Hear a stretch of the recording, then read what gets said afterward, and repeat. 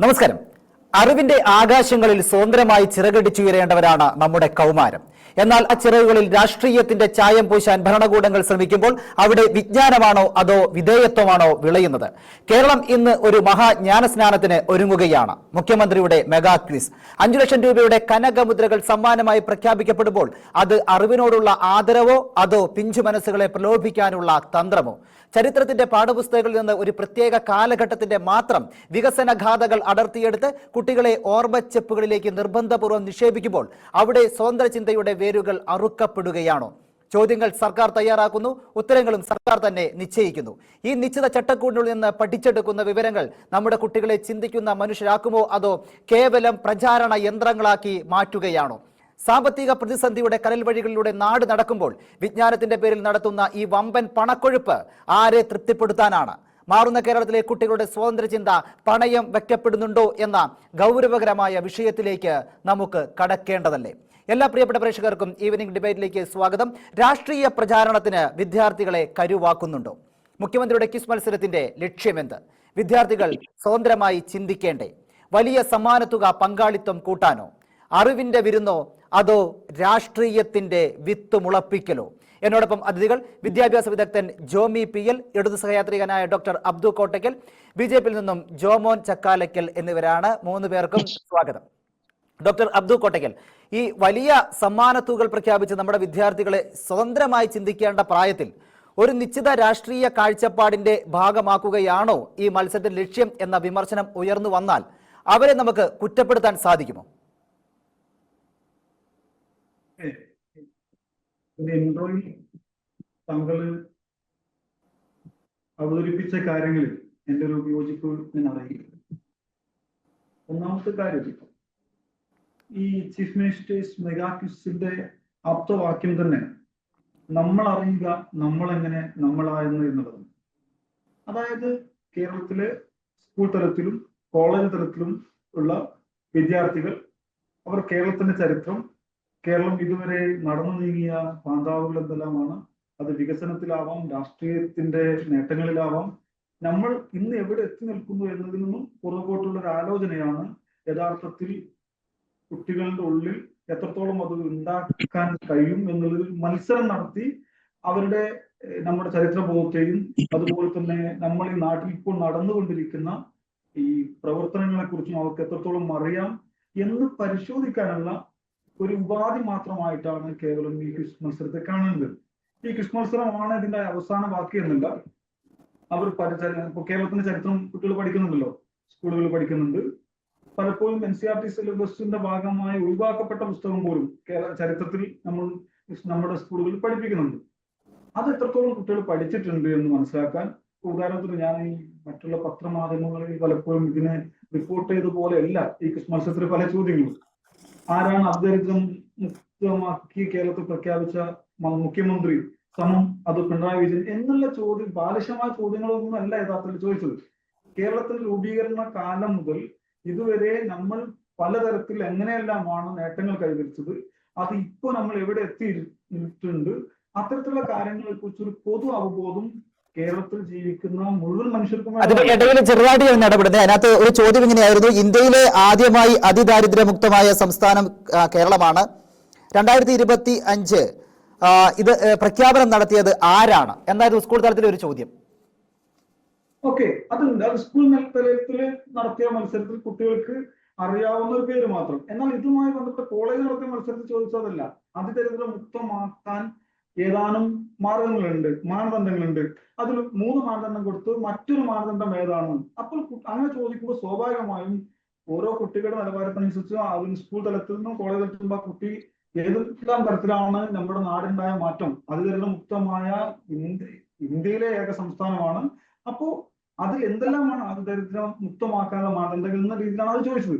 അപ്പൊ ഞാൻ പറഞ്ഞത്, കേരളത്തില് ഇപ്പോ അത് UDF ആവട്ടെ, LDF ആവട്ടെ, BJP ആവട്ടെ, ആരാവട്ടെ, കേരളം എന്ന നാട്ടിൽ ഇത്തരത്തിലുള്ള മാറ്റം ഉണ്ടാകുമ്പോൾ ആ മാറ്റം കുട്ടികൾ അറിയുകയും, കേരളത്തിൽ കുട്ടികൾ മാത്രമല്ല പൊതുസമൂഹം മുഴുവൻ അറിയേണ്ടതല്ലേ, അവർ അതിനെക്കുറിച്ച് ബോധവാന്മാരാകേണ്ടതല്ലേ എന്നുള്ള ഒരു ചോദ്യമാണ്. സ്വാഭാവികമായിട്ടും കുട്ടികളെ ഇതിനെ ഏതെങ്കിലും ഒരു PR വർക്കിന്റെ ഭാഗമാക്കി മാറ്റുക എന്നുള്ളതല്ല യഥാർത്ഥത്തിൽ അതിന്റെ മുഴുവൻ ക്വിസ് കോമ്പറ്റീഷന്റെ ഭാഗമായി അവർക്ക് വായിക്കാൻ ലഭിച്ചിട്ടുള്ള അവരുടെ PDF എടുത്ത് നോക്കിയാൽ അറിയാം, കേരളത്തിന്റെ മുഴുവൻ സാംസ്കാരിക മേഖലയും കായിക മേഖലയും ചരിത്രവും കംപ്ലീറ്റ് അവർ അറിയുകയും കേരളം ഇന്ന് കാണുന്ന കേരളമായി മാറാൻ കേരളം ഏതെല്ലാം വഴികളിലൂടെയാണ് കടന്നുപോയത് അതിനെക്കുറിച്ചുള്ള ഒരു അറിവ് പൊതുസമൂഹത്തിൽ ആകമാനം ഉണ്ടാകാൻ ഒരു ഉപാധി എന്ന നിലയിലാണ് വിദ്യാർത്ഥികളെയും കോളേജ് തലത്തിലും സ്കൂൾ തലത്തിലുള്ള കുട്ടികളെ ഇത്തരത്തിലുള്ള ഒരു മത്സരത്തിലൂടെയെങ്കിലും അവർ ഇതിനെ കുറിച്ചൊക്കെ അറിയണം എന്നുള്ള ഒരു ധാരണ ഉണ്ടാക്കാൻ വേണ്ടിയാണ് ഇത്തരത്തിലുള്ള മത്സരം നടത്തിയത്. പക്ഷേ കഴിഞ്ഞ 10 വർഷത്തെ കാര്യങ്ങൾ മാത്രമാണ് ഇതിനകത്ത് പ്രതിപാദിക്കുന്നത്. അതായത് കേരളം ഉണ്ടായത് 2016 ശേഷമാണ് എന്നൊരു ചിന്ത ആർക്കെങ്കിലും വന്നു കഴിഞ്ഞാൽ തെറ്റു പറയാനും പറ്റില്ല എന്ന രീതിയിലുള്ള ചോദ്യങ്ങളും അതിനകത്തുണ്ട്. ഇല്ല, അത് തീർത്തും ബാലിശമായ ഒരു ആരോപണമായിട്ടാണ് ഞാൻ മനസ്സിലാക്കുന്നത്. ഉദാഹരണത്തിന് ഒരു ചോദ്യം ഞാൻ വായിക്കാം. 1947 പൊതുമരാമത്ത് മന്ത്രിയായി എറണാകുളത്ത് ഇന്നത്തെ MG റോഡ് ഗോശ്രീപാലമുള്ള പദ്ധതികൾ ആവിഷ്കരിക്കുകയും 1949 കൊച്ചി സംസ്ഥാനത്ത് തിരുപ്പതി സംസ്ഥാനത്ത് മന്ത്രിയാവുകയും ചെയ്ത സാമൂഹ്യ പരിഷ്കർത്താവ് ആര് എന്നായിരുന്നു ചോദ്യം. ഇത് 2016 26 ഈ 10 വർഷം നടന്ന ഒരു കാര്യമാണോ? അല്ല. ഏതെങ്കിലും ഒന്നോ രണ്ടോ ചോദ്യം എടുത്തിട്ട് ഇങ്ങനെയാണ് എന്ന് പറയുന്നത്. കേരളത്തിൽ ഇപ്പൊ സഹോദരൻ അയ്യപ്പനെ കുറിച്ചാണ് ആ ചോദ്യം. അപ്പൊ കേരളം മുന്നോട്ട് വന്ന ഈ സാംസ്കാരികമായ ചരിത്രപരമായ നമ്മുടെ നേട്ടങ്ങളെ മുഴുവനാണ് നമ്മൾ എങ്ങനെയാണ് നമ്മൾ ഇതുവരെ എത്തിയതെന്ന് ചോദിക്കുന്നത്. അതല്ലാതെ ഇപ്പൊ 2016 2026 ഇടയിലുള്ള 10 വർഷത്തെ കാലത്ത് ഏതെങ്കിലും പോളിസിയെ കുറിച്ചല്ല ചോദിച്ചത്. ഇപ്പൊ ഉദാഹരണത്തിന് 2012 നടപ്പിലാക്കിയ എന്താ പറയാ സർക്കാർ ഇപ്പോ എന്താ പറയാ നടപ്പിലാക്കിയ ചില പോളിസികളെ കുറിച്ച് ചോദ്യങ്ങളുണ്ട്. കേരളത്തിന്റെ തുടക്കം മുതൽ 1980 എന്താ പറയാ കേരളത്തിൽ ആരാണ് ഈ പറഞ്ഞ കേരളത്തിന്റെ തദ്ദേശ സ്വയംഭരണവുമായി ബന്ധപ്പെട്ട് ഗ്രാമവികസനവുമായി ബന്ധപ്പെട്ട നടപടിക്രമങ്ങൾ നടത്തുന്ന സമയത്ത് കേരളത്തിൽ ആരൊക്കെ ഉണ്ടായിരുന്നു, ആരാണ് ഭരിച്ചതൊക്കെ ചോദിച്ചിട്ടുണ്ട്. അതായത് ചുരുക്കി പറഞ്ഞു കഴിഞ്ഞാൽ ഈ ഒരു 10 വർഷത്തെ ഏതെങ്കിലും ഒരു വികസന നേട്ടങ്ങളെ കുറിച്ച് ചോദിക്കുന്ന ചോദ്യാവലിയല്ല, അത് തീർത്തും ബാലിശമായ ആരോപണമാണ്. കേരളത്തിന്റെ സാമൂഹ്യ അന്തരീക്ഷത്തിൽ മുഴുവൻ ചോദിക്കുന്നുണ്ട്. ഞാൻ അവസാനിപ്പിക്കാം. കേരളത്തിന്റെ സാംസ്കാരികമായ കേരളത്തിന്റെ വളർച്ചയും വിദ്യാഭ്യാസപരമായ കേരളം ഉണ്ടാക്കിയ നേട്ടങ്ങളും ഇപ്പോ അതിദരിദ്രമുക്തമായ പ്രഖ്യാപനത്തിനെ കുറിച്ച് പറഞ്ഞു. ഇങ്ങനെ കേരളം നേടിയ നേട്ടങ്ങളെ കുറിച്ച് കേരളത്തിൽ ജീവിക്കുന്ന ഓരോ മനുഷ്യരിലും ഉണ്ടാകേണ്ടുന്ന സാമൂഹ്യപരമായ അവബോധത്തിന് ഏറ്റവും ഉപോത്ഭകമായ അതിനു വേണ്ടി ഇന്ധനം നൽകുന്ന തരത്തിൽ കുട്ടികളെ കൂടി ബോധവാന്മാരാക്കുന്നതിന് വേണ്ടിയാണ് സ്കൂൾ കോളേജ് തലത്തിൽ ക്വിസ് മത്സരം നടത്താൻ സംസ്ഥാന സർക്കാർ തീരുമാനിച്ചതെന്നാണ് ഞാൻ മനസ്സിലാക്കുന്നത്. അത് തീർത്തും ശ്ലാഘനീയമായ ഒന്നായിട്ടാണ് ഞാൻ മനസ്സിലാക്കുന്നത്. ഓക്കെ, തീർച്ചയായിട്ടും. വിദ്യാഭ്യാസ വിദഗ്ധനായ ജോമി സാർ നമ്മുടെ കൂടെ. ജോമി സാർ, അതായത് നമ്മൾ സ്കൂളിലേക്ക് നോക്കുമ്പോൾ ഈ ക്വസ്റ്റ്യനുകളെല്ലാം എടുത്തു നോക്കുമ്പോൾ പലപ്പോഴും കഴിഞ്ഞ 10 വർഷത്തെ സർക്കാരിന്റെ നടപടികൾ, പദ്ധതികൾ തുടങ്ങിയ കാര്യങ്ങളൊക്കെ വിഭാവനം ചെയ്യുന്ന ഒന്നാണ്. എന്നാൽ എന്താണ് ഈ കാലങ്ങളിൽ നടന്ന കാര്യങ്ങളൊക്കെ കേരളത്തിലെ കൗമാരപ്രായക്കാർ അറിയേണ്ടതല്ലേ എന്നുള്ളതാണ് ഇവിടെ ഉന്നയിക്കുന്ന ചോദ്യം. സാറിന് ഈ ക്വസ്റ്റ്യൻ നോക്കിയപ്പോഴും ഈ ക്വിസ് മത്സരം കണ്ടപ്പോഴും എങ്ങനെയാണ് തോന്നിയത്? ഇതിന്റെ പിന്നിൽ ഒരു പ്രൊപ്പഗാൻഡ ഉണ്ട് എന്ന് എനിക്ക് തോന്നിയിരുന്നു. നമ്മൾ ഈ സർക്കാർ പദ്ധതികളെ കുറിച്ച് നമ്മുടെ കുട്ടികൾ മനസ്സിലാക്കുക എന്നുള്ളത് പ്രധാനപ്പെട്ടത് തന്നെയാണ്, അല്ലാതൊന്നും പറയുന്നില്ല. ഇപ്പൊ ചരിത്രം, സംസ്കാരം, നമ്മൾ കടന്നു വന്ന നാൾ വഴികൾ, ഇപ്പൊ ഇതിന്റെ ഒരു സ്ലോഗനായിട്ട് നേരത്തെ സംസാരിച്ച സുഹൃത്ത് സൂചിപ്പിച്ചത് തന്നെ നമ്മളറിയുക നമ്മളെങ്ങനെ നമ്മളായെന്ന് എന്നാണല്ലോ. അപ്പൊ ഇതൊക്കെ മനസ്സിലാക്കുക എന്നുള്ളത് പ്രധാനപ്പെട്ടാണ്. അതിനോടൊക്കെ പൂർണ്ണമായിട്ട് യോജിക്കുന്നു. ആ ഒരു ലക്ഷ്യത്തോട് കൂടിയിട്ട് ഒരു ക്വിസ് പ്രോഗ്രാം സംഘടിപ്പിക്കുന്നതിൽ തെറ്റൊന്നുമില്ല. പക്ഷേ ഈ ജനുവരിയില് പ്രത്യേകിച്ച് മുൻ സൂചനകളൊന്നും ഇല്ലാതെ, വേണ്ടത്ര സമയമൊന്നും അനുവദിക്കാതെ പൊടുന്നനെ ഒരു ക്വിസ് പ്രോഗ്രാം അവതരിക്കുന്നതിന്റെ പുറകിൽ വേറെ എന്തെങ്കിലും കാരണങ്ങളുണ്ടോ? അത് നമ്മൾ ആലോചിക്കണം. അതിന്റെ പുറകിലുള്ള ചേതോവികാരം എന്താണ്? ഇപ്പൊ ദേശീയ തലത്തിൽ BJP സർക്കാർ ചെയ്തു കൂട്ടുന്നത് എന്താണോ അതിനെ അനുകരിക്കുകയാണോ ഈ സർക്കാർ എന്നൊരു ചോദ്യം വളരെ പ്രസക്തമാണ്. അപ്പൊ നമുക്കറിയാം, ഇപ്പൊ കേന്ദ്ര സർക്കാരിന്റെ പദ്ധതികൾ, ഇപ്പൊ PM ശ്രീ പദ്ധതി, അവിടെ പ്രധാനമന്ത്രിയുണ്ട്, പ്രധാനമന്ത്രി ജനയോജന, പ്രധാനമന്ത്രി ആവാസ് യോജന, പ്രധാനമന്ത്രി ഉജ്ജ്വല യോജന, PM കിസാൻ സമ്മാന നിധി, പ്രധാനമന്ത്രി മുദ്ര യോജന എന്നിങ്ങനെ എന്തെടുത്താലും അതിന് മുമ്പിൽ PM എന്നുണ്ട്. ഇപ്പൊ ലോക്സഭാ തെരഞ്ഞെടുപ്പിന് മുമ്പ് നമ്മൾ റെയിൽവേ സ്റ്റേഷനിലൊക്കെ ചെന്നാൽ അദ്ദേഹത്തിന്റെ വലിയ ഫോട്ടോ, പ്രധാനമന്ത്രിയുടെ വലിയ ഫോട്ടോ പ്രദർശിപ്പിക്കുന്ന സെൽഫി കോർണറുകൾ ഉണ്ടായിരുന്നു. ഈ കേന്ദ്രീയ വിദ്യാലയങ്ങളുടെ പേര് മാറ്റിയതിനു ശേഷം, PM ശ്രീ കേന്ദ്രീയ വിദ്യാലയ എന്നാക്കി മാറ്റിയതിനു ശേഷം ഈ കേന്ദ്രീയ വിദ്യാലയങ്ങളിലും സെൽഫി കോർണറുകൾ ഉണ്ടായിരുന്നു. അങ്ങനെ ആ ഫോട്ടോ, അതിലേക്ക് ആ കോർണറിലൊക്കെ ചെന്നിട്ട് നമുക്ക് വേണമെങ്കിൽ മോദിയുടെ മുമ്പിൽ നിന്നുകൊണ്ട് ഫോട്ടോ എടുത്ത് ആത്മസായുജ്യം അടയാമായിരുന്നു. ആ ഒരു സംസ്കാരത്തിലേക്കാണോ ഇടതുപക്ഷവും അധപതിക്കുന്നത് എന്നാണ് എൻ്റെ ഒരു സംശയം. പണ്ട് കാലത്ത് പാർട്ടി സമ്മേളനങ്ങളുടെ പരസ്യങ്ങളിൽ നേതാക്കളുടെ ചിത്രം വെക്കാൻ പോലും മടിച്ചിരുന്ന ഒരു പാർട്ടിയാണ് ഇന്ന് വ്യക്തിപൂജയിൽ അഭിരമിക്കുന്നത്. മോദി സർക്കാരിനെ സംബന്ധിച്ച് എല്ലാം ഒറ്റ വ്യക്തിയിൽ കേന്ദ്രീകരിക്കുന്നു എന്ന് നമുക്കറിയാം. ഒരു ഭാഷ, ഒരു മതം, ഒരു സംസ്കാരം, ഒരു നേതാവ്. ഈ വ്യക്തിപൂജ എന്ന രോഗത്തിന്റെ ലക്ഷണം ഇപ്പോ കഴിഞ്ഞ കുറെ കാലമായിട്ട് ഇടതുപക്ഷം വെച്ച് പുലർത്തുന്നു. അങ്ങനെയാണ് ഈ ക്വിസ് പ്രോഗ്രാമിന്റെ പേര് പോലും CM മെഗാ ക്വിസ് എന്നായിട്ട് മാറുന്നത്. ഇപ്പൊ മോദിയെ സംബന്ധിച്ച് കാരശ്ശേരി മാഷ് മനോരമയിൽ എഴുതിയ ഒരു ലേഖനത്തിൽ സൂചിപ്പിക്കുന്നുണ്ട് 2 ലക്ഷ്യങ്ങളുണ്ട്. ചില പേരുകൾ മാച്ചു കളയണം, ചില പേരുകൾ തെളിച്ചെഴുതണം. അങ്ങനെയാണ് നെഹ്റു മ്യൂസിയത്തിന്റെ പേര് മാറ്റി പ്രൈം മിനിസ്റ്റേഴ്സ് മ്യൂസിയമായിട്ട് മാറുന്നു. വേറെ മഹാത്മാഗാന്ധി തൊഴിലുറപ്പ് പദ്ധതിയുടെ പേര് മാറ്റിയതും നമുക്കറിയാം. ഭാഗ്യം അതില് പ്രധാനമന്ത്രിയുടെ പേരൊന്നും വെച്ചിട്ടില്ല. അതുപോലെ കേരളത്തില് നമ്മുടെ പിണറായി വിജയൻ ഇനി നടപ്പിലാക്കാൻ പോകുന്ന പദ്ധതികളിൽ മുഴുവൻ അദ്ദേഹത്തിന്റെ പേര് എഴുതി ചേർക്കാൻ ശ്രമിക്കുകയാണോ? എന്റെ ഒരു സംശയം. LP സ്കൂളിലും UP സ്കൂളുകളിലൊക്കെയുള്ള കുട്ടികളുടെ അവരുടെ പ്രതിഭാനിർണയ പരീക്ഷയുണ്ട് പറഞ്ഞ LSS പരീക്ഷ, USS പരീക്ഷ. ഈ സ്കോളർഷിപ്പ് പരീക്ഷകളുടെ പേരിൽ മാറ്റം വരുത്തിയിരിക്കുന്നു. ആ സ്കോളർഷിപ്പ് പരീക്ഷകളുടെ പേരുകൾ ചീഫ് മിനിസ്റ്റർ കിഡ്സ് സ്കോളർഷിപ്പ് എന്നാണ്. ഇതൊക്കെ കാണുമ്പോൾ ഇതിനു മുമ്പൊക്കെ ഭരിച്ച മുഖ്യമന്ത്രിമാർ അതിൽ ഭൂരിഭാഗം പേരും മരിച്ചുപോയി. അവരുടെ ആത്മാക്കൾ ഇപ്പൊ സ്വയം ലജ്ജിക്കുന്നുണ്ടാവും. എന്താ ദാസ നമുക്ക് ഈ ബുദ്ധി നേരത്തെ തോന്നാതിരുന്നത് എന്ന് അവർക്കും തോന്നുന്നുണ്ടാവും. അപ്പൊ കേരളത്തിന്റെ സാംസ്കാരിക ആവേശകരമായ സാമൂഹ്യ പുരോഗതിയുടെ ചരിത്രത്തെ അടിസ്ഥാനപ്പെടുത്തിയിട്ടുള്ള വിജ്ഞാന യാത്ര എന്നാണ് ചീഫ് മിനിസ്റ്റേഴ്സ് മെഗാ ക്യൂസിനെ പരിചയപ്പെടുത്തുന്നത്. ഒരു തെറ്റുമില്ല, അത്തരമൊന്നും ഉണ്ടാവുന്നതിൽ യാതൊരു തെറ്റുമില്ല. പക്ഷെ നമ്മുടെ സ്കൂളുകളും കലാലയങ്ങളും വർഷാന്ത്യ പരീക്ഷയുടെ വക്കിലെത്തി നിൽക്കുമ്പോൾ തന്നെയാണോ ഇത് സംഘടിപ്പിക്കേണ്ടത്? ഇതാണ് ഒരു ചോദ്യം. പിന്നെ നേരത്തെ സൂചിപ്പിച്ചതുപോലെ തന്നെ, അവതാരകൻ സൂചിപ്പിച്ചതുപോലെ തന്നെ, ഈ പ്രോഗ്രാമിൽ ഈ കുട്ടികളോട് ചോദിക്കുന്ന ചോദ്യങ്ങൾ എന്താ? ഈ പ്രൊപ്പഗാൻഡയ്ക്ക് വേണ്ടിയിട്ട് ഇത്തരത്തിലുള്ള ഒരു പദ്ധതിയെ മാറ്റേണ്ടതുണ്ടോ എന്നുള്ളതാണ് മറ്റൊരു സംശയം. മുൻപ് സംസാരിച്ച സുഹൃത്ത് നമ്മുടെ ഡോക്ടർ അബ്ദു കോട്ടക്കൽ അങ്ങനെയല്ല. ചരിത്രത്തിലേക്ക് പിന്നോക്കം പോയി അതിൽ നിന്നൊക്കെ ചോദ്യങ്ങൾ ചോദിച്ചിട്ടുണ്ട് എന്ന് പറയുന്നു. 1, 2, 3 ചോദ്യങ്ങളുണ്ട്. പക്ഷെ മിക്കവാറും ചോദ്യങ്ങളുടെ സ്വഭാവം എന്ന് പറയുന്നത് ഈ കഴിഞ്ഞ 10 വർഷക്കാലത്തെ സർക്കാരിന്റെ ഭരണവുമായി ബന്ധപ്പെട്ട ചോദ്യങ്ങളാണ്. അപ്പൊ 2016 കേരളം ഉണ്ടായിട്ടുള്ളൂ എന്ന് കരുതുന്നത് പോലെ അതിന് മുൻപുള്ള ചരിത്രത്തെയൊക്കെ അപ്രസക്തമാക്കുന്ന രീതിയിലാണ് ചോദ്യങ്ങൾ. ഇതൊരു ഒരു പ്രൊപ്പഗാൻഡയ്ക്ക് വേണ്ടി സംഘടിപ്പിക്കപ്പെടുന്ന ഒരു ക്വിസ് പ്രോഗ്രാം ആണ് എന്ന് സംശയിക്കേണ്ടിയിരിക്കുന്നു. അല്ലെങ്കിൽ ഇത് നേരത്തെ സംഘടിപ്പിക്കാമായിരുന്നു. ഇത്തരം ഒരു പ്രോഗ്രാം അവതരിപ്പിക്കുന്നതിന്, നമ്മുടെ കുട്ടികളുടെ മുമ്പിൽ അവതരിപ്പിക്കുന്നതിനുള്ള ഏറ്റവും അനുയോജ്യമായ സമയം എന്തായാലും ഇതല്ല. പിന്നെ മത്സരത്തിൽ പങ്കെടുക്കുന്നവർക്ക് സൗജന്യമായിട്ടൊരു കൈപ്പുസ്തകം നൽകുന്നുണ്ട്, അച്ചടിച്ച് വിതരണം ചെയ്യുന്നുണ്ട്. ആ പുസ്തകത്തിന്റെ പേര് എന്റെ കേരളം ചരിത്ര പാതകൾ എന്നാണ്. പക്ഷേ ഈ എന്റെ കേരളം എന്ന് പറഞ്ഞാൽ അത് ഇടതുപക്ഷത്തിന്റെ മാത്രം കേരളമാണ്. ചരിത്രപാത എന്ന് പറഞ്ഞാൽ പിണറായി വിജയന്റെ മാത്രം ചരിത്രമാണോ? ഈ പുസ്തകത്തിൽ പ്രസിദ്ധീകരിച്ചിരിക്കുന്ന ലേഖനങ്ങൾ എഴുതിയിരിക്കുന്ന ആരാ? മുഖ്യമന്ത്രിമാർ, ഇടതുപക്ഷ നേതാക്കൾ, ഇടതുപക്ഷ സഹചാരികളായ സാംസ്കാരിക പ്രവർത്തകർ, മറ്റാരുമില്ല. അപ്പൊ അങ്ങനെ അത് ഒരു പ്രൊപ്പഗാൻഡയുടെ ഒരു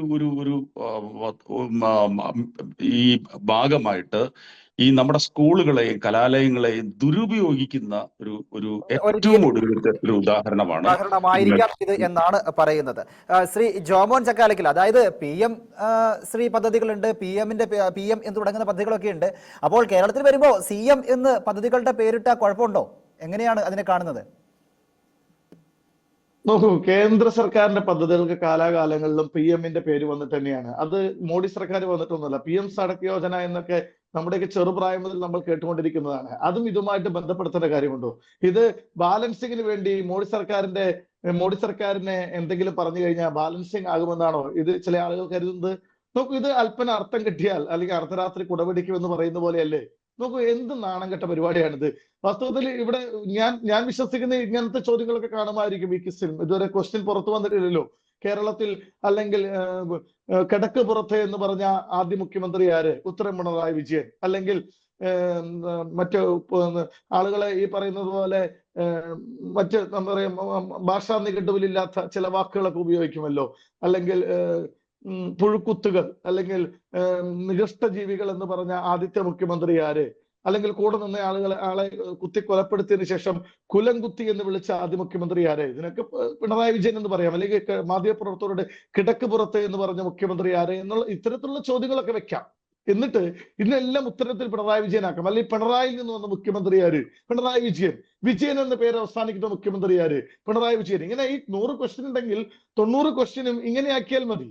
എന്നിട്ട് അപ്പൊ നന്നായിരിക്കും. അല്ലെങ്കിൽ കോവിഡ് സമയത്ത് എന്നും വാർത്താ സമ്മേളനം നടത്തിയ മുഖ്യമന്ത്രി ആര്? അപ്പൊ സ്വാഭാവികമായിട്ട് കോവിഡ് സമയത്ത് മുഖ്യമന്ത്രി പിണറായി വിജയനാണല്ലോ. അപ്പൊ ചോദ്യങ്ങൾ ഉണ്ടാക്കുക, ഉത്തരവും ഉണ്ടാക്കുക, ഇതാണ് ഉദ്ദേശിക്കുന്നത്. ഇത് ഒരു തരം നാണംകെട്ട ഏർപ്പാടാണ് വാസ്തവത്തിൽ.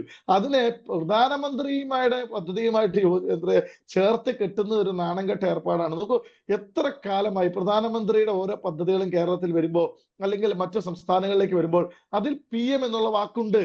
അത് ഈ മോഡി വന്നതിന് ശേഷമല്ല വന്നിരിക്കുന്നത്. എന്റെയൊക്കെ നാട്ടിൽ ചെറുപ്രായത്തിൽ ഞാനൊക്കെ കണ്ടിട്ടുണ്ട് PM സഡക് യോജന. ഗ്രാമാന്തരങ്ങളിൽ വരുന്ന റോഡുകൾക്ക് പറയുന്ന പേരാ PM സഡക് യോജന. അത് മോഡി കൊണ്ടുവന്നാണോ? മോഡിയുടെ ഏകാധിപത്യമാണോ? അതുപോലെയാണോ ഒരു എന്താ പറയുക സ്റ്റേറ്റുകൾ ചെയ്യേണ്ട കാര്യം? സ്റ്റേറ്റുകൾ ഇന്ന് വരെ കേട്ടുകേൾവില്ലാത്ത കാര്യങ്ങളിലേക്ക് സ്റ്റേറ്റ് നീങ്ങിയല്ലേ? കഴിഞ്ഞ 10 വർഷം മറ്റൊരു ഭരണ നേട്ടവും പറയാനില്ലെങ്കിൽ പിന്നെ എന്താണ് പറയാനുള്ളത്? അവസാന കാലത്ത് ഇത്രയും എന്തെങ്കിലും പൊടിക്കൈകൾ കാട്ടിക്കൂട്ടുക, ഇനി കുറച്ച് കിറ്റ് കൊടുക്കാൻ പറ്റിയാൽ കിറ്റ് കൊടുക്കുക, എങ്ങനെയും അധികാരത്തിൽ തൂങ്ങുക എന്നുള്ളത് കഴിഞ്ഞ് മറ്റെന്താണ് ഇതിൽ നിന്ന് മനസ്സിലാക്കാൻ കഴിയുന്നത്? ഞാൻ മറ്റൊന്നും ഇതിൽ നിന്ന് മനസ്സിലാക്കാൻ എനിക്ക് കഴിയുന്നില്ല. ഇത് ഒരു തരം ഞാൻ ആദ്യം പറഞ്ഞാൽ അല്പന അർത്ഥം കിട്ടിയാൽ അർദ്ധരാത്രി കുടപിടിക്കും 10-ാം വർഷത്തെ കുടപിടുത്തം മാത്രമാണിത്. തീർച്ചയായും. അതായത് നോക്കൂ ഡോക്ടർ അബ്ദു, 10-ാം വർഷത്തിലെ ഒരു കൊടപിടിക്കൽ മാത്രമാണ് ഇത് എന്നാ പറയാ. കാരണം പ്രത്യേകിച്ച് വികസന നേട്ടങ്ങൾ ഒന്നും തന്നെ പറയാൻ ഇല്ലാതിരിക്കുകയും കാര്യമായ കാര്യങ്ങളൊന്നും 10 വർഷം നടത്താതിരിക്കുകയും ചെയ്ത് അവസാനം കൗമാരപ്രായക്കാരിലൂടെ വോട്ട് നേടാനുള്ള ഒരു പ്രചാരണ ആയുധമാക്കി മാറ്റുകയാണ് എന്ന വലിയ രീതിയിലുള്ള ഒരു ആക്ഷേപം തന്നെയാണ് നമുക്ക് BJP പ്രതിയുടെ വാക്കുകളിൽ നിന്നും വായിച്ചെടുക്കാൻ കഴിയുക. അപ്പോൾ ശരിക്കും പറയുകയാണെങ്കിൽ കൗമാരപ്രായക്കാരിലൂടെ ഒരു PR വർക്ക് നടത്തിയേക്കാം എന്നൊരു ലക്ഷ്യം ഇതിന്റെ പിന്നിലുണ്ട് എന്ന് BJP-കാരനോ കോൺഗ്രസ്സുകാരനോ പറഞ്ഞു കഴിഞ്ഞാൽ അതിനെ അങ്ങ് പറ്റെ തള്ളിക്കളയാൻ സാധിക്കുമോ? പക്ഷെ ഒരു കാര്യമുണ്ട്, ഒരു കഴിഞ്ഞ 10 വർഷക്കാലം കൊണ്ട് ഇത്തരത്തിൽ ആളുകൾക്കിടയിലേക്ക് ചോദ്യാവലിയുമായി പുറത്തിറങ്ങാൻ പിണറായി വിജയൻ സർക്കാരിന് ആത്മവിശ്വാസം ഉണ്ട് എന്ന് ഇവർ പറയാതെ പറയുന്നുണ്ട്. എന്തെല്ലോ എത്ര ചോദ്യങ്ങൾ ചോദിച്ചാലും ഉത്തരം പറയാൻ മാത്രം കാര്യങ്ങൾ ഈ നാട്ടിൽ നടന്നിട്ടുണ്ട് എന്ന് ഇവർ അംഗീകരിക്കുന്ന ഒരു വസ്തുതയാണെന്ന് എനിക്ക് തോന്നുന്നു. എന്നാലും ഒരു കാര്യം പറയാം, ഇതിനകത്തൊരു വസ്തുത വശമുണ്ട്. ഇത് കേവലം ഇടതുപക്ഷ മന്ത്രിസഭയിലെ മന്ത്രിമാരുടെയോ അല്ലെങ്കിൽ ഏതെങ്കിലും ഇടതുപക്ഷ ആളുകളുടെയോ മാത്രം ഒരു കൈപ്പുസ്തകത്തെ കുറിച്ച് പറഞ്ഞല്ലോ, അവർ മാത്രം എഴുതിയ ലേഖനങ്ങൾ പഠിച്ചിട്ട് ഇതിന്റെ ഒരു PR ന്റെ ഭാഗം എന്താ പറയുക അതിനു വേണ്ടി ഇറക്കിയതാണ് ഈ ക്വിസ് മത്സരം എന്ന രീതിയിൽ പറഞ്ഞതിനോടുള്ള വിയോജിപ്പാൻ പറയാം. ഇപ്പോ ആ കൈപ്പുസ്തകം ഞാൻ വായിച്ച ആളാണ്. അതിൽ IM വിജയനുണ്ട്. ഓരോ വകുപ്പും നടത്തുന്ന കാര്യങ്ങളെ കുറിച്ച് അവതരിപ്പിക്കുന്ന ഈ പറഞ്ഞ എന്താ പറയാ IAS ഉദ്യോഗസ്ഥരുണ്ട്. ഇങ്ങനെ അതത് മേഖലയിലെ ആളുകൾ, ഉത്തരവാദിത്തപ്പെട്ട ആളുകൾ, അതിൽ മന്ത്രിമാരുണ്ട് സ്വാഭാവികമായിട്ട്, അവരാണ് ആ വിഷയങ്ങളെ കുറിച്ച് അതിൽ എഴുതിയിട്ടുള്ളത്. ഇതിൽ വേറൊരു തമാശ എന്താണെന്ന് വെച്ചാല് കഴിഞ്ഞ 10 വർഷക്കാലത്തെ കാര്യങ്ങളാണ് 2014 കേരളം ഉണ്ടായത് എന്ന് തോന്നിപ്പിക്കുന്ന ഒന്നും തന്നെ ആ കൈപ്പുസ്തകത്തിൽ ചൂണ്ടിക്കാണിക്കാൻ കഴിയില്ല. കേരളം പുതിയതായി നടപ്പിലാക്കുന്ന, കേരളം അടുത്ത ഒരു വർഷങ്ങളിൽ കേരളം ഏതെല്ലാം രീതിയിലേക്ക് വളരണം, നമ്മൾ ഇത്ര കാലം എന്തെല്ലാമാണ് നമ്മൾ കേരളം നടപ്പിലാക്കിയത്, അത് ജനകീയാസൂത്രണം മുതലുള്ള എല്ലാ കാര്യങ്ങളും ഉണ്ട്. ജനകീയാസൂത്രണം 2014 വന്നത്. അപ്പൊ അതൊരു തെറ്റായ ബാലിശമായ ഒരു കാര്യമാണ്. 2016 മാത്രമാണ് കേരളം ഉണ്ടായത്. അതിന് അങ്ങനെ ആ തരത്തിലുള്ള ഒരു ഇമേജ് ഉണ്ടാക്കാൻ വേണ്ടി ശ്രമമാണ് എന്ന ആക്ഷേപം ശരിയല്ല എന്നാണ് ഞാൻ മനസ്സിലാക്കുന്നത്. മറ്റൊരു കാര്യം, ഈ ചീഫ് മിനിസ്റ്റേഴ്സ് എന്ന പേരിലാണ് പ്രശ്നം. ഇതിലൊരു തമാശ എന്താന്ന് വെച്ചാല് ഇന്ത്യ ഭരിക്കുന്ന നരേന്ദ്രമോദി എന്ന പേരിൽ തന്നെ ഒരു സ്റ്റേഡിയത്തിന് പേരിട്ട് ആ സ്റ്റേഡിയത്തിൽ ക്രിക്കറ്റ് നടത്തുന്ന മനുഷ്യനാണ്. അയാളല്ല ഇത് ചീഫ് മിനിസ്റ്റേഴ്സ് എന്നതിന്റെ അർത്ഥത്തില്.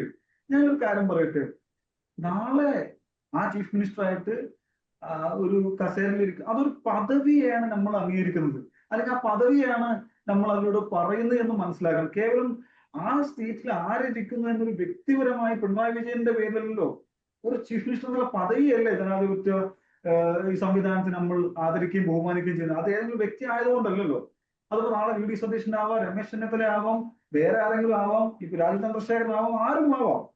ആ പദവിയാണ് നമ്മൾ മാനിക്കുന്നത്. ആ പദവിക്ക് നിരക്കാത്ത പ്രവൃത്തികൾ ചെയ്യുന്നുണ്ടോ എന്നുള്ളത് മാത്രമാണ് പരിശോധിക്കപ്പെടുന്നത്.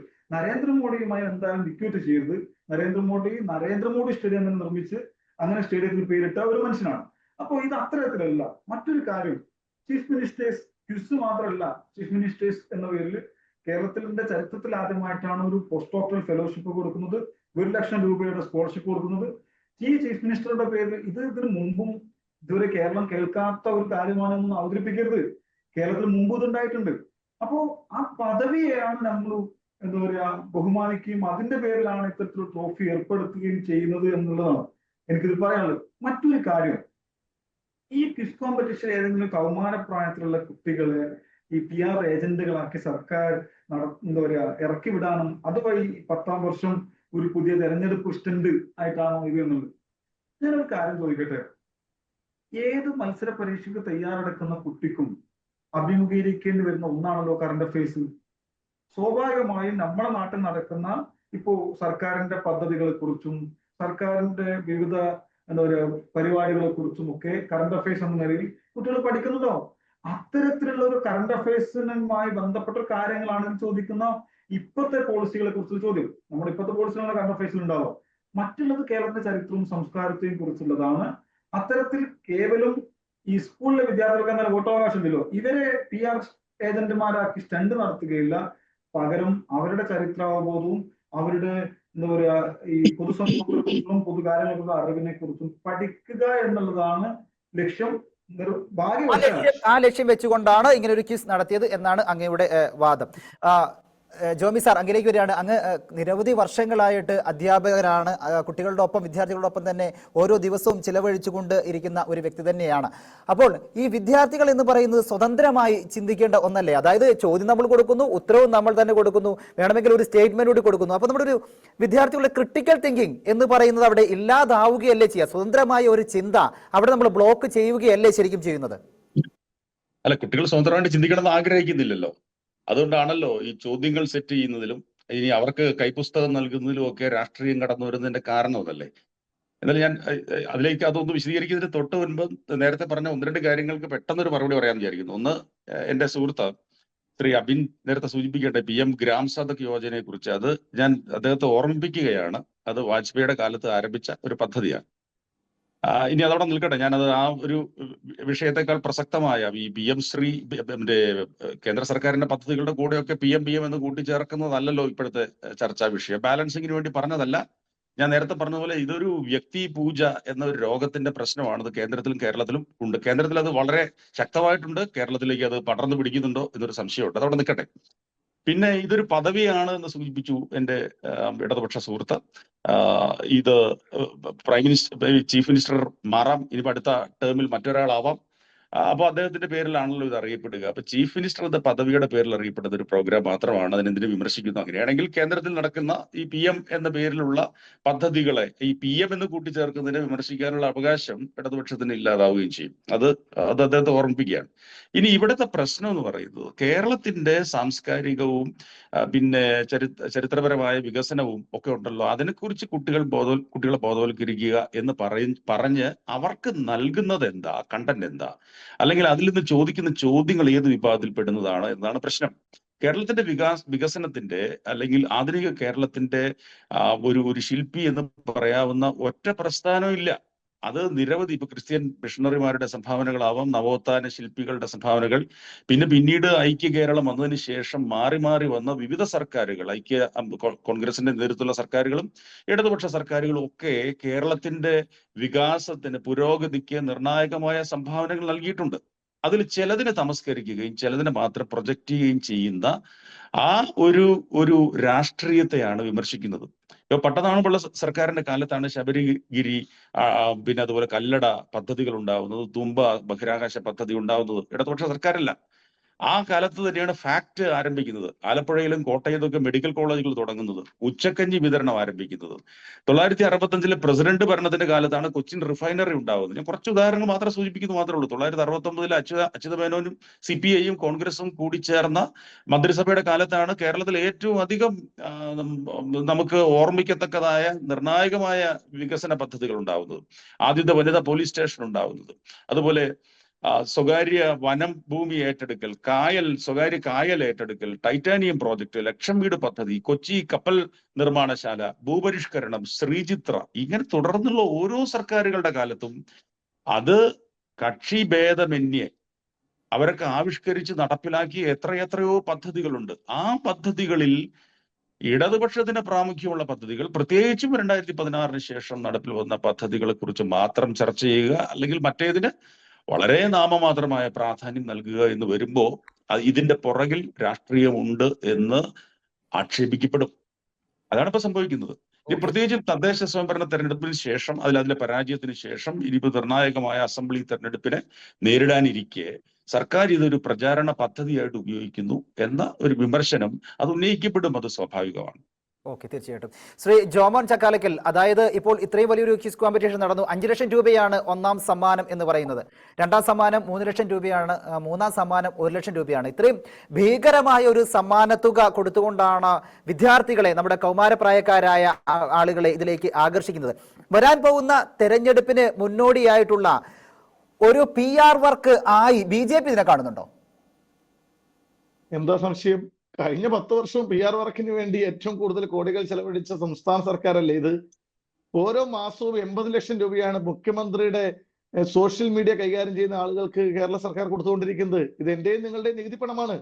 ചിന്തിക്കണം, ഇന്ന് വരെയും ഒരു സർക്കാർ ചെയ്തിട്ടില്ല. കേന്ദ്ര സർക്കാർ പോലും ചെയ്യാത്തൊരു കാര്യമാണിത്. ഈ ഒരു ചെറിയ സംസ്ഥാനത്ത് 80 ലക്ഷം രൂപ കേരള സർക്കാരിന്റെ PR വർക്കിന് വേണ്ടി ചെയ്തു കൂട്ടുന്നു എന്ന് പറയുമ്പോൾ ഇവിടുത്തെ സോഷ്യൽ മീഡിയക്ക് കൊടുക്കുന്നു, അതിന് സ്ഥിരം അംഗ ആളുകളെ നിയമിക്കുന്നു, പാർട്ടി ആളുകൾക്ക് ജോലി കൊടുക്കുന്നു, അവര് 2 വർഷം കഴിയുമ്പോൾ സ്ഥിരപ്പെടുത്തുന്നു. ഇതെല്ലാം PR വർക്കുകളല്ലേ? കഴിഞ്ഞ 9.5 വർഷവുമായിട്ട് ഇവിടെ PR വർക്ക് നടന്നുകൊണ്ടിരിക്കുകയല്ലേ? അതിന്റെ ബാക്കിയല്ലേ?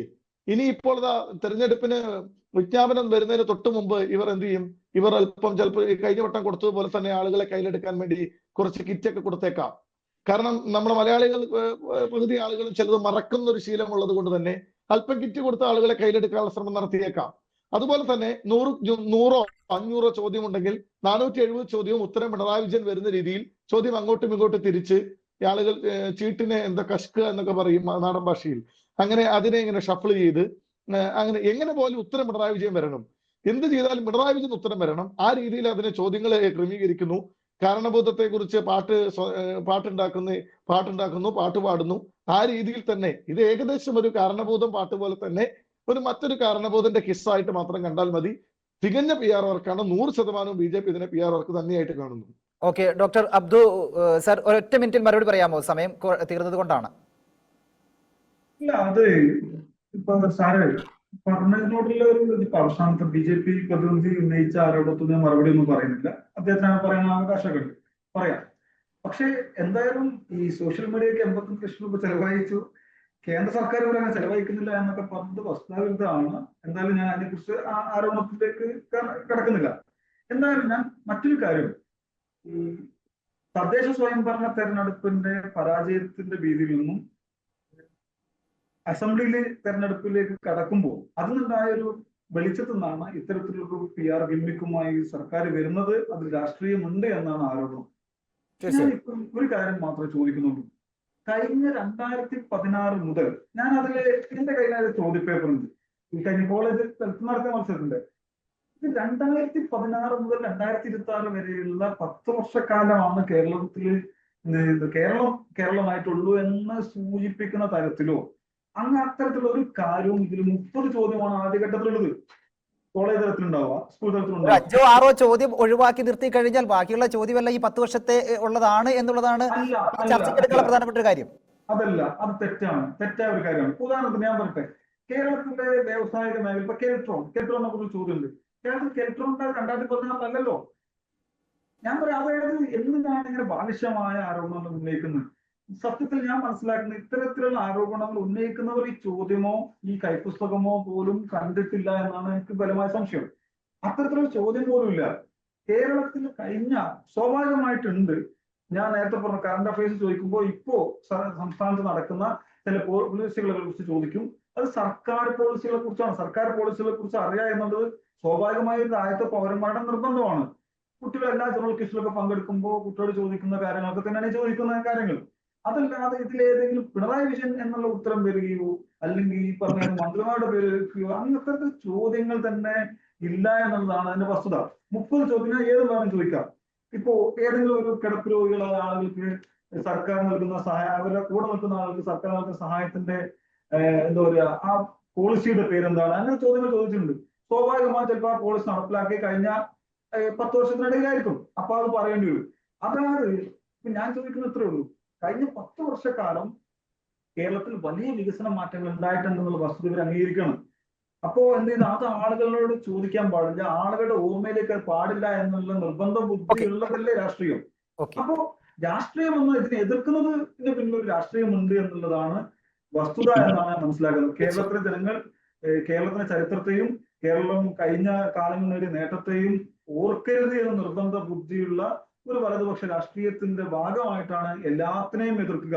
അത് ഞാൻ നേരത്തെ പറഞ്ഞു, കേരളത്തിലെ മുഴുവൻ ഹൈവേകൾ എതിർത്തു, നാഷണൽ ഹൈവേ എതിർത്തു, കേരളത്തിലെ മലയോര ഹൈവേ എതിർത്തു, തീരദേശ ഹൈവേ എതിർത്തു, എന്തിന് വിദ്യാഭ്യാസ മേഖല സമൂലമായ മാറ്റങ്ങൾ എതിർത്തു. അത്തരത്തിലുള്ള എതിർപ്പായിട്ട് മാത്രമേ ഞാൻ ഇതിനെ കാണുള്ളൂ. കേരളം ഇതിനെല്ലാം അതിജീവിച്ച് മുന്നോട്ട് വരും എന്നുള്ളത് മാത്രമേ പറയുള്ളൂ. ഓക്കെ, തീർച്ചയായിട്ടും. ജോബി സാർ, ഇപ്പോ എല്ലാത്തിനെയും എതിർത്തു എന്ന കാര്യങ്ങളൊക്കെ ആണ് അദ്ദേഹം പറഞ്ഞത്. അപ്പൊ നമുക്ക് അറിയാവുന്ന കാര്യമാണ്. എതിർപ്പുകളെ പറ്റിയൊക്കെ നമുക്ക് ഒരുപാട് ചർച്ച ചെയ്യേണ്ടതുണ്ട്. അത് മറ്റൊരു ചർച്ചയിലാകാം. ചെറിയ വാക്കിൽ 1 മിനിറ്റിൽ ഒന്ന് മറുപടി പറയാമോ? ഞാൻ ഈ ഉന്നയിച്ച ആക്ഷേപങ്ങളുണ്ടല്ലോ മുഴുവൻ പിൻവലിക്കാൻ മുഴുവനിലേക്ക് പോകാൻ നമുക്ക് സമയം. എങ്ങനെയാണെങ്കിൽ ഒറ്റ കാര്യമുള്ളൂ. ഈ മെഗാ ക്യൂസ് പദ്ധതി ഉണ്ടല്ലോ, ഈ പദ്ധതിയെ കുറിച്ചുള്ള ആലോചനകൾ കഴിഞ്ഞ ഈ ഡിസംബറിന് മുൻപ് ഈ പൊതുവിദ്യാഭ്യാസ വകുപ്പ് ആരംഭിച്ചിട്ടുണ്ട് എന്നതിന്റെ തെളിവ് കൊണ്ടുവരികയാണെങ്കിൽ ഞാൻ ഇത് ഈ തെരഞ്ഞെടുപ്പുമായിട്ട് ബന്ധപ്പെട്ട് ഇപ്പൊ കൊണ്ടുവന്ന ഒരു പദ്ധതിയാണ് എന്നതിന്റെ ആക്ഷേപം ഉന്നയിക്കാം. അതിന് കഴിയുമോ എന്നുള്ളതാണ് ഒരു ചോദ്യം. ഇത് കൊണ്ടുവന്ന സമയമാണ് സംശയാസ്പദമാകുന്നത്. നമുക്ക് ആകെ 3-4 ദിവസങ്ങൾക്ക് മുമ്പാണ് ഇതിന്റെ കമ്മ്യൂണിക്കേഷൻ സ്കൂളുകളിലേക്കും കോളേജുകളിലേക്കും വന്നത് എന്ന് പോലും മനസ്സിലാക്കുന്നു. അപ്പൊ മറ്റൊരു വിയോജിപ്പ് എന്ന് പറയുന്നത് ഈ ചോദ്യങ്ങൾ തെരഞ്ഞെടുത്ത രീതിയോടാണ്. നേരത്തെ സൂചിപ്പിച്ചത് അക്ഷരാർത്ഥത്തിൽ തെറ്റാണ്. കാരണം സ്വതന്ത്ര കേരളത്തിന്റെ 70 വർഷത്തെ ചരിത്രത്തിൽ 10 വർഷക്കാലമാണ് പിണറായി ഭരിച്ചിട്ടുള്ളത്. അപ്പൊ അങ്ങനെ വരുമ്പോൾ നിങ്ങളിങ്ങനെ ഒരു ചോദ്യപേപ്പർ തയ്യാറാക്കുമ്പോൾ ആ 30 ചോദ്യങ്ങളിൽ ഏതാണ്ട് 7-1 ചോദ്യങ്ങൾ നിങ്ങൾ എല്ലാ കാലഘട്ടത്തോടും തുല്യമായ നീതി പുലർത്താൻ തയ്യാറാണെങ്കിൽ കേരളത്തിന്റെ ചരിത്രം സമഗ്രമായി കുട്ടികൾ മനസ്സിലാക്കുക എന്നതാണ് ഈ ക്വിസ് പ്രോഗ്രാം എന്നതുകൊണ്ട് ഉദ്ദേശിക്കുന്നതെങ്കിൽ 4 ചോദ്യങ്ങൾ അല്ലെങ്കിൽ വേണ്ട, ഈ സമകാലികമായ സംഭവങ്ങൾക്ക് അല്പം വെയിറ്റേജ് കൂടുതൽ കൊടുക്കാം എന്ന് തീരുമാനിച്ചാൽ 5-6 ചോദ്യങ്ങൾ. അതിന് പകരം 30 ചോദ്യങ്ങളിൽ ഭൂരിഭാഗം ചോദ്യങ്ങളും ഈ കഴിഞ്ഞ 10 വർഷക്കാലവുമായി ബന്ധപ്പെട്ടതാണ്. അപ്പൊ അത് വിമർശന വിധേയമാവുക എന്നത് സ്വാഭാവികമാണ്. നേരത്തെ സൂചിപ്പിച്ചതുപോലെ കൈപ്പുസ്തകത്തിന്റെ ഉള്ളടക്കത്തെക്കുറിച്ചും വിമർശനങ്ങളുണ്ട്. ഓക്കെ, തീർച്ചയായിട്ടും സത്യം. ശ്രീ ജോമോൻ, അതായത് തെരഞ്ഞെടുപ്പ് സ്റ്റണ്ടാണ് എന്നുള്ള കാര്യങ്ങളൊക്കെ നമ്മൾ ചർച്ച ചെയ്തു. കുട്ടികൾക്ക് ഈ ക്വിസ് പ്രോഗ്രാം കൊണ്ട് എന്തെങ്കിലും ബെനിഫിറ്റ് ഉണ്ടാകുമെന്ന് അങ്ങേക്ക് കരുതുന്നുണ്ടോ? ഒരു ചെറിയ വാക്കിൽ. അല്ല, ഇതെല്ലാം കേരളത്തിൽ കാലാകാലങ്ങളായിട്ട് നടക്കുന്നതാണ്. എല്ലാ സ്കൂളുകളിലും ക്വിസ് പഠിപ്പിക്കുന്നുണ്ട്. കുട്ടികൾ ഇതെല്ലാം പഠിക്കുന്നുണ്ടെന്നേ. ഇവര് ആദ്യമായിട്ട് കൊണ്ടുവന്ന ഒരു പദ്ധതിയാണ്. നമ്മളൊക്കെ സ്കൂളുകളിൽ പഠിക്കുമ്പോൾ ക്വിസ് പഠിച്ചിട്ടില്ലേ? ജനറൽ ക്വിസ് എത്രയോ കാലമായി ജനറൽ ക്വിസ് പുസ്തകങ്ങൾ നമ്മൾ പഠിക്കുന്നുണ്ട്, വായിക്കുന്നുണ്ട്. സ്വാഭാവികമായി ഇന്നത്തെ ചെറിയ കുട്ടികൾ പോലും PSC നേരിടാൻ വേണ്ടി 1-ാം ക്ലാസ് മുതൽ പരിശീലിപ്പിക്കുന്ന പിള്ളേരല്ലേ കേരളത്തിൽ? കാരണം നമുക്കറിയില്ലേ, ആളുകൾ PSC ചെറുപ്പത്തിൽ തന്നെ IAS കോച്ചിങ്ങിന് പോകണമെന്ന് ആഗ്രഹിക്കുന്ന കുട്ടികളാണ് നമ്മുടെ നാട്ടിൽ. ഇവര് പഠിപ്പിച്ചിട്ട് വേണോ കേരളത്തിലെ ആദ്യത്തെ മുഖ്യമന്ത്രിയും കേരളത്തിലെ അവസാനത്തെ മുഖ്യമന്ത്രിയും അവസാനത്തെ കമ്മ്യൂണിസ്റ്റ് മുഖ്യമന്ത്രിയൊക്കെ അറിയിക്കാൻ? ഒന്നും വേണ്ട. ഇതെല്ലാം ഒരു തരം രാഷ്ട്രീയ ഗെയിമിക്ക് തന്നെയാണ് എന്ന് തന്നെയാണ് അഭിപ്രായം. ഓക്കെ, തീർച്ചയായിട്ടും. വിദ്യാഭ്യാസം എന്ന് പറയുന്നത് വിദ്യ നേടുകയും അറിവ് നേടുകയും എന്ന് തന്നെയാണ് പ്രധാനപ്പെട്ട ലക്ഷ്യമായി മാറേണ്ടത്.